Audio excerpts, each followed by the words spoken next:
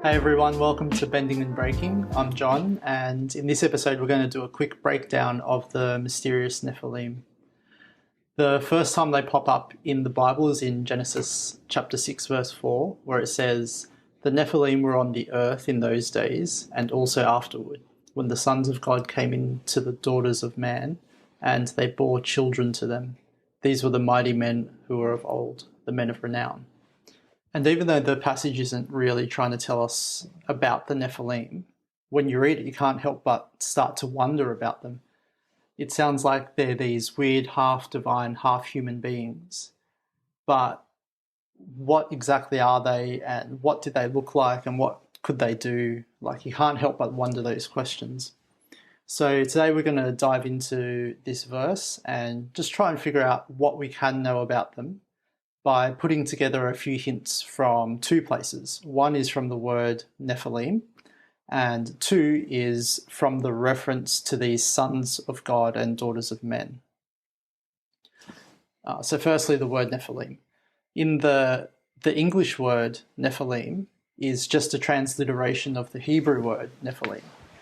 Basically, that means that the Hebrew sounds of the original word were just turned into English sounds.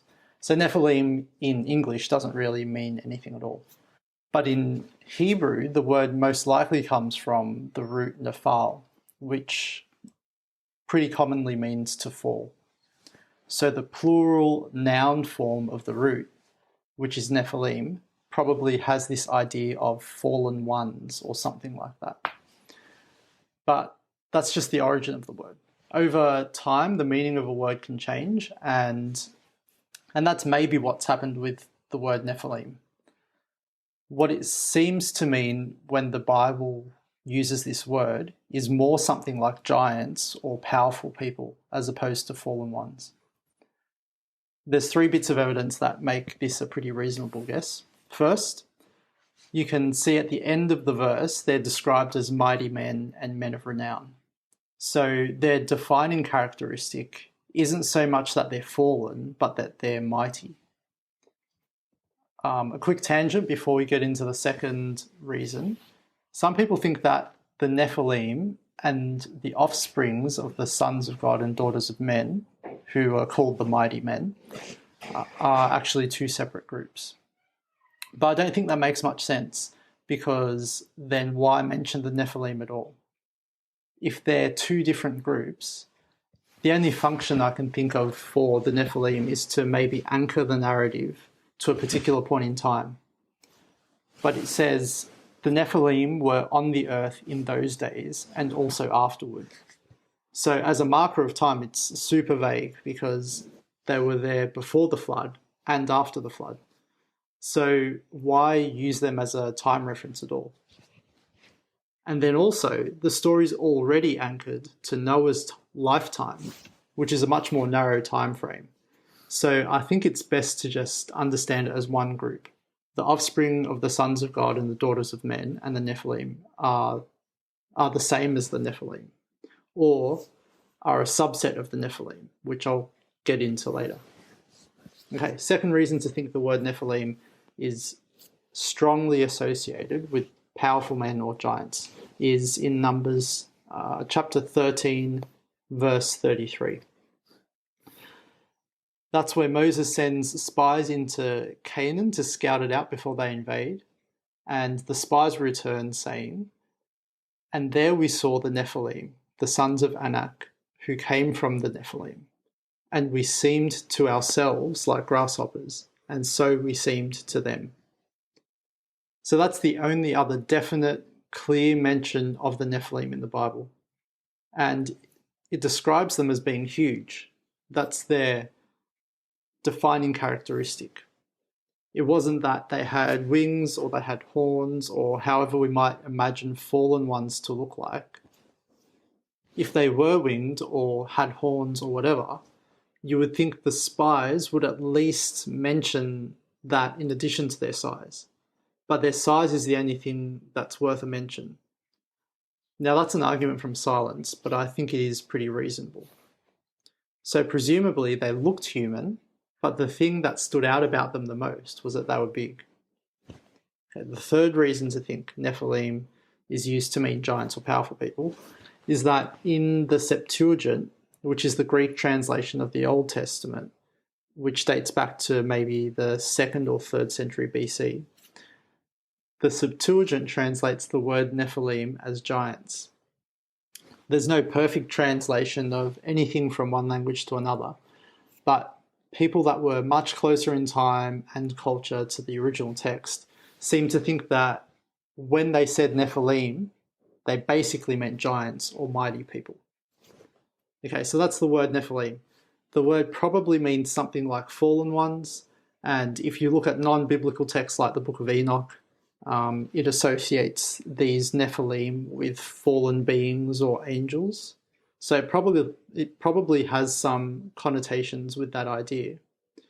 But I think when it's used in the Bible, it's more used to refer to powerful people or to giants specifically, rather than beings that have fallen. How about these offspring of the sons of God and daughters of men? The easy part to figure out is the daughters of men. It just means some sort of human women. You can know that from verses 1 and 2 of the chapter where it says, "When man began to multiply on the face of the land, and daughters were born to them, the sons of God saw that the daughters of man were attractive, and they took as their wives any they chose." We'll see in a second it could be a more specific group of human women, but it's pretty definitely human women. So daughters of man is simple. And it's also obviously contrasted to sons of God. And that can kind of help us to figure out who the sons of God are. Because in verses 5 to 7, it's kind of implied that the great wickedness that God sees on the earth and the reason that he's going to blot out humanity is maybe not solely because of this sons of God, daughters of man relationship, but this particular thing, the mixing of these two groups, symbolizes or embodies the peak wickedness that God sees on the earth. Okay, so who are the sons of God? There's three main options. Option 1, the sons of God are some sort of celestial or heavenly beings. That would make the daughters of men generally any human woman. So the wickedness here would be the desecration of God's created order. And earlier on in Genesis, we see in God's created order, humanity seems to hold this special or unique role in his creation. And we learn that nothing in all of creation was a suitable partner for man except the woman, and vice versa. And maybe also the idea of both man and woman being made in the image of God comes into play here as well.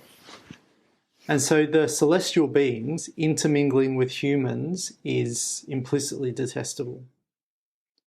Another quick tangent, you might have noticed that I'm not necessarily saying angels. My default framework for the spiritual or non-human world is the angels are the good guys and the demons are the bad guys. But as I've dived into this, I'm starting to see that the non-human world in the Bible is a bit more complicated than that. It's not like the Bible gets into the non-human world in great detail, but there's lots of little hints around that it's not kind of angels are good guys, demons are bad guys. And so there's definitely an episode worth doing on that at some point in the future, so stay tuned. But for now, let's think of the sons of God as some sort of celestial being, maybe angels, maybe not. So back to the main point. The phrase sons of God or variations of that pretty much always refer to some celestial being and pretty much never refer to a human being.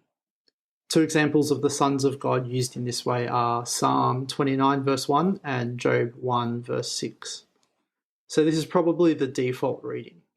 And this understanding has the strongest contrast to the phrase daughters of men. Pretty interestingly, when you get into the New Testament, the Son of God is obviously Jesus, but the phrase sons of God is now suddenly used of Christians. There's probably an episode in that too. Okay, option 2. Sons of God are the line of Seth, and that would make the daughters of men the women of Cain's line. So The wickedness of this would be that Cain's line had been cursed, but Seth's line was still in God's blessing. So to mix the two was wickedness in God's sight. Biblical support for this comes from the genealogy in Genesis chapter 5 that connects Adam to Noah via the line of Seth. But that would make this a use of the phrase sons of God to refer to a particular line of people. And you don't find that anywhere else in the Old Testament. You might be able to say you find that in the New Testament, though, when it's used to refer to Christians, kind of, but that's maybe stretching it a bit. The third option is the sons of God are kings or judges or some sort of ruler. And that would make the daughters of men non-noble women. If this option's right, the wickedness wouldn't really be a royal marrying a non-royal, but a royal person in power taking many wives. People that go for this option would connect this back to Lamech, a descendant of Cain, who saw himself as one who was able to take judgment or authority into his own hands. And in Genesis chapter 4, verse 19, he takes on 2 wives. He's not to be confused with Lamech in chapter 5, who's a descendant of Seth and the father of Noah. So the argument would be that what God considers wicked isn't so much the marrying of a nobleman and a non-noble woman, but more that the judges or kings took whatever women they pleased and however many women they pleased. To get this understanding from the phrase sons of God, you have to take a bit of an unusual interpretation of the word God, which here is Elohim. Elohim mostly means God, as in the creator of everything, capital G, God. And sometimes it means gods with a lowercase g.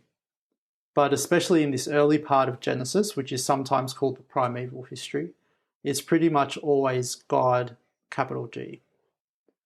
I don't think I checked every instance, but I checked maybe like 50 of them or so in the first 11 chapters, and all the uses of Elohim were referring to God, capital G.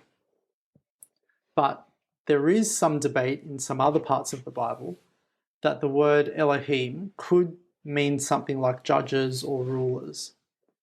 For example, in Exodus chapter 21, verse 6, the ESV says, "Then his master shall bring him to God," Elohim.